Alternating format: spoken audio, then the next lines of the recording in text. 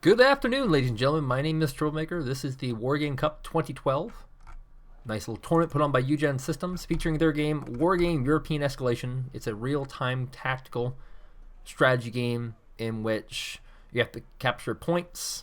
Points have numbers on them indicating their value, and this will allow you to get reinforcement points. The reinforcement points can be used to deploy new units, and these new units can be used strategically across the map to help deal with the enemy's units. We're going to watch two mid-level players here. Both are pact. Our first pact player's name is Dimonay.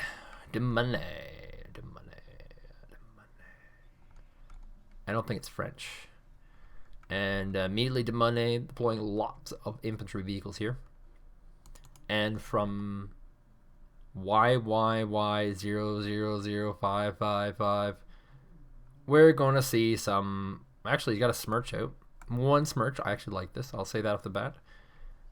One smirch can be used to stun opponents and then go in for a big attack. And I really like opening with one smirch because it can make those opening moves very potent. A lot of people go for like 4, 5, 6 artillery units. That can be better used in units, but just having the one can really turn the tide of battle, especially these multi-rocket launcher vehicles. They have a big splash, they hit a lot of targets, and they do very well. And he's also going for a lot of infantry as well. He's got the power combination here, which is the two helicopters and the recon helicopter, of course. The recon helicopter will give vision, and the gunship helicopters will pick off whatever they can. Very hard to micro these because they have to be on two separate hotkeys. You need the recon helicopter to just kind of like, fidget around looking for things, and you need the gunship helicopters relatively close, but not too close. So it's a weird little micro. And looks like we're going to see a lot of these BMP-10s coming out before Dimonay, infantry vehicles.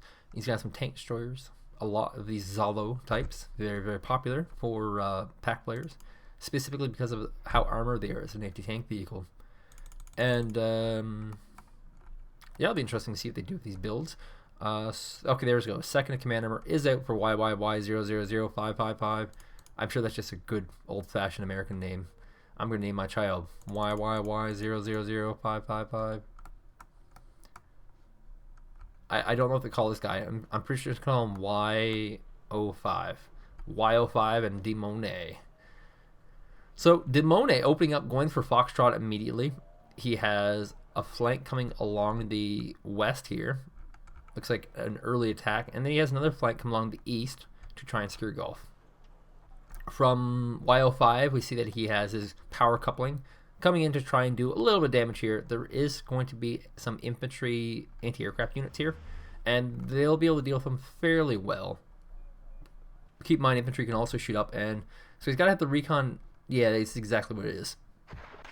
Now he's going to move the recon around, and looks like he's getting too close, though. He's got to pull these back, or he can lose these very expensive helicopters to infantry, and this is the kind of battle you don't want to do.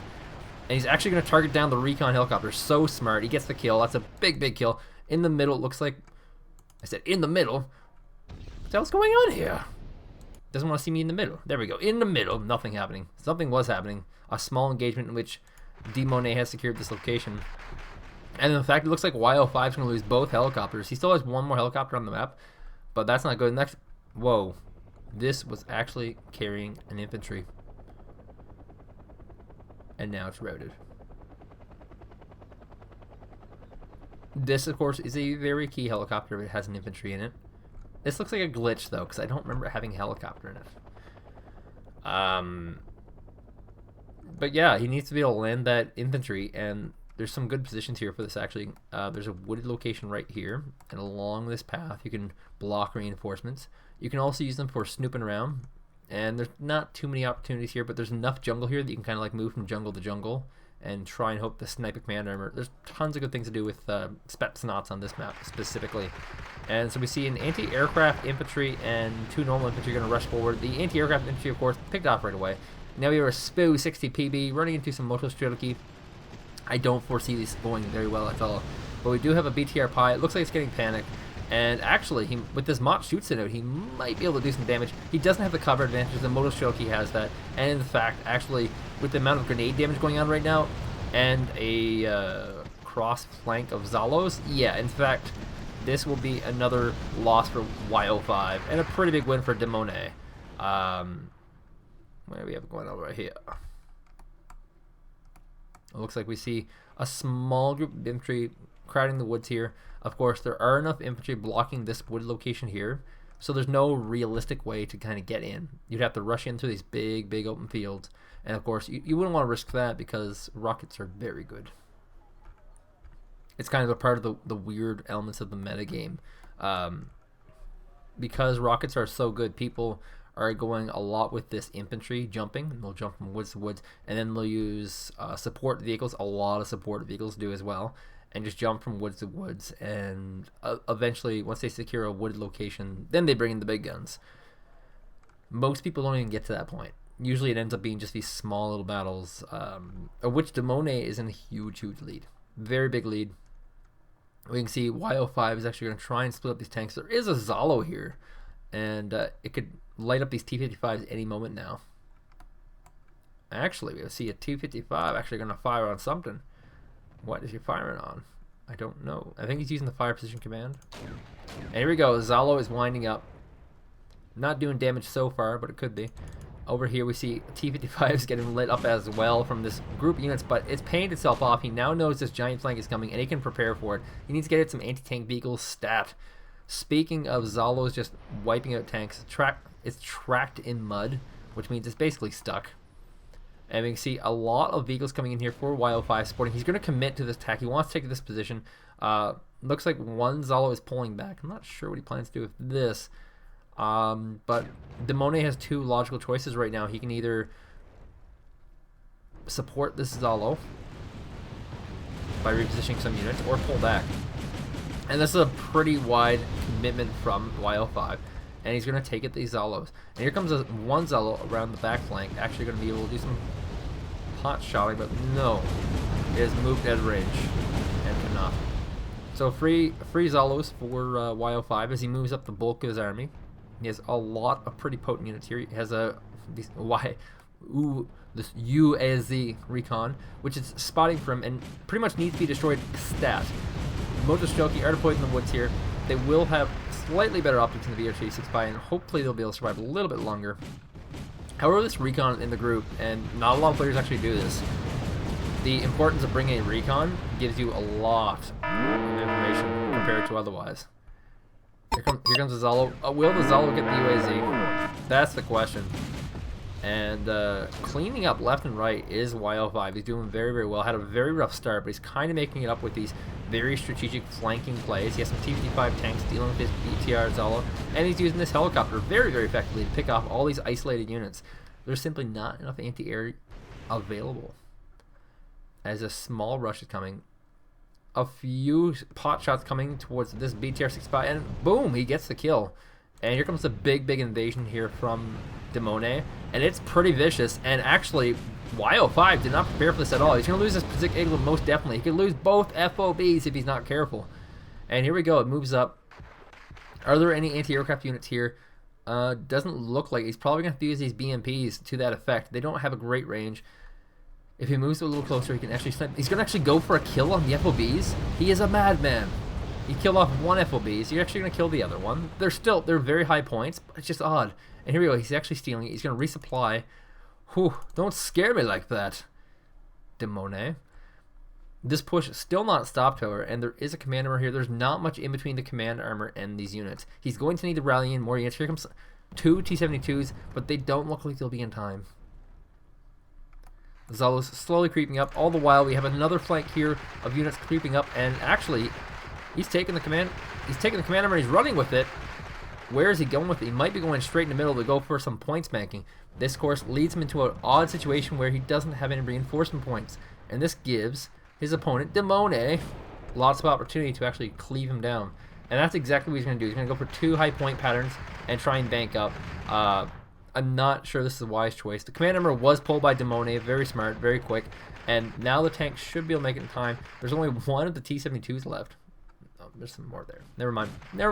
But BTR Zalo's winding up, rolling in more of these T-55s, realizing his situation. He knows that he's in a very good position. His opponent has a lot of very exposed units, and if he can actually shut this down, he can win the whole game. He just has to shut down this big push. These Zalos have been very impressive, very good. These BMPs are completely out of rockets though, and it's all slowing down. He's got T-55s creeping up, but so does Dimonay. And unfortunately for Y-005, he doesn't have any reinforcements coming, and Dimonay knows this. This is an excellent opportunity for Dimonay to actually do a lot of helicopters. Helicopters are very mobile. You can use them to patrol the field, and they can make it so that command armors are less likely to move. Generally speaking, when you have a lot of command armors, you'll want to move them around with a lot of anti-aircraft units if there are a lot of helicopters. And if you don't have reinforcements, you can just flush him with helicopters until he has no anti-air. It's kind of a cheap tactic, and a lot of people complain about this, but it's very viable. And here we go. The big giant flank of Dimonay comes along. He's completely restocked off this FOB. Took about 20% off of it. And here he goes forward. The command armor forced to move again. And now suddenly Y-005 is actually going to pull back all his vehicles to try and deal with this big giant Bushla attack of Dimonay. And what a Bushla is, I have no idea. I just made that word up on the spot. Y-005, no resources, no supply, on the run, command armor rushing into the forest. He doesn't really have a good place to put this. He's actually got some units still here around Hotel. He's probably going to try and go for that reinforcement point. This would be a great opportunity for some helicopters to intercept. However, we have the big engagement here. The weakened, beaten down forces of Y-005, which were very successful earlier, are now getting forced back. The Zalo is routed. The BMP 2096A 1986.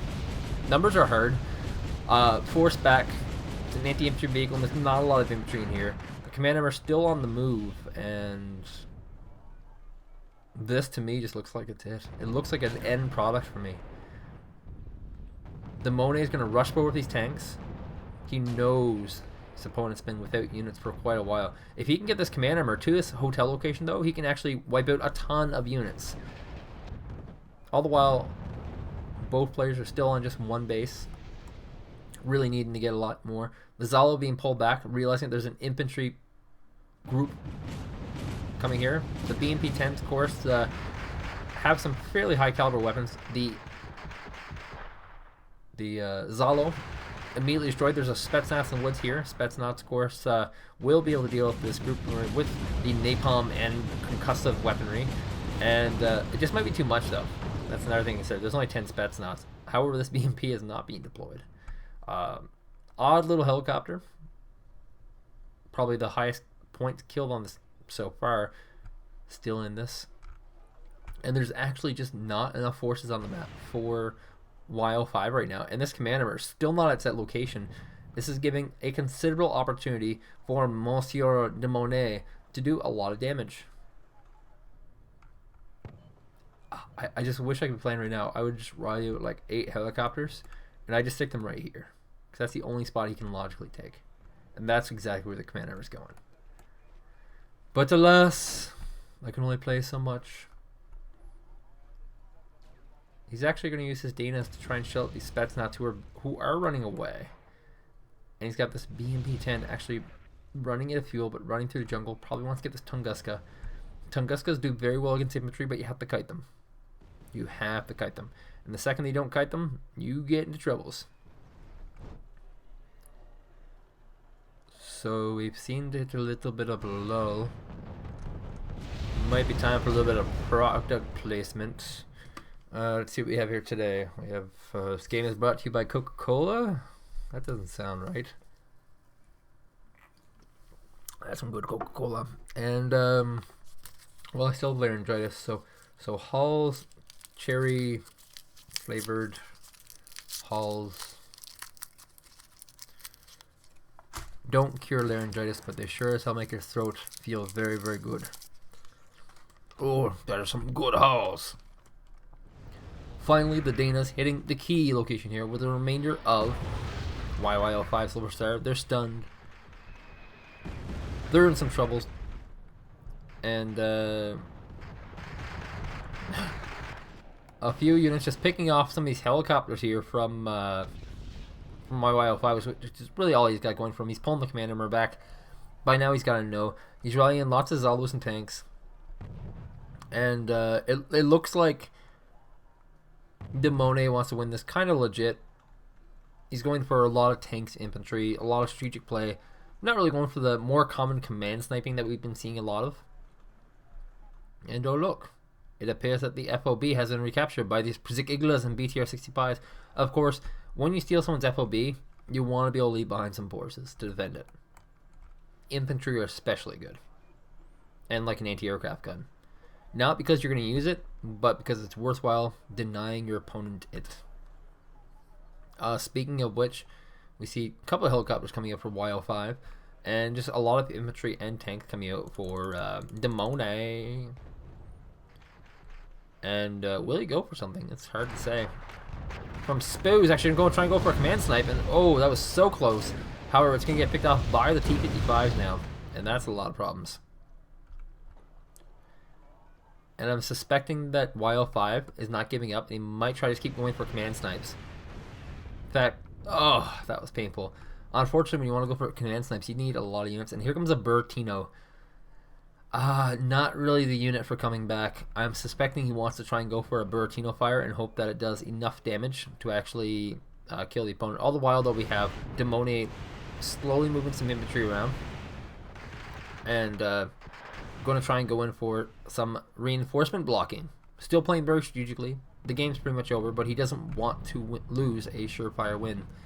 Right now, the score differences are just huge. You're looking at about 800 point difference, and the BTR-65s might run out of fuel. Let's see. He's got to drop them on top of these T-55s. Boom! T-55s go down. And now the reinforcement point for YL5 is in trouble.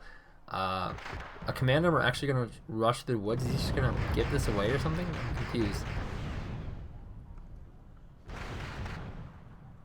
Few infantry getting cleaned up.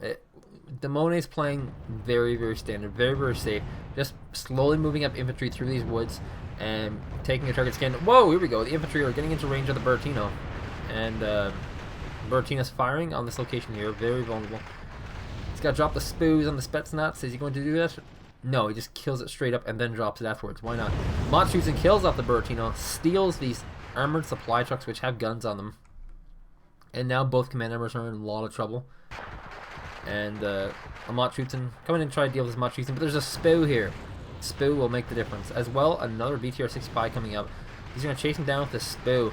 And he might just get the command armor right here. Yes, he will.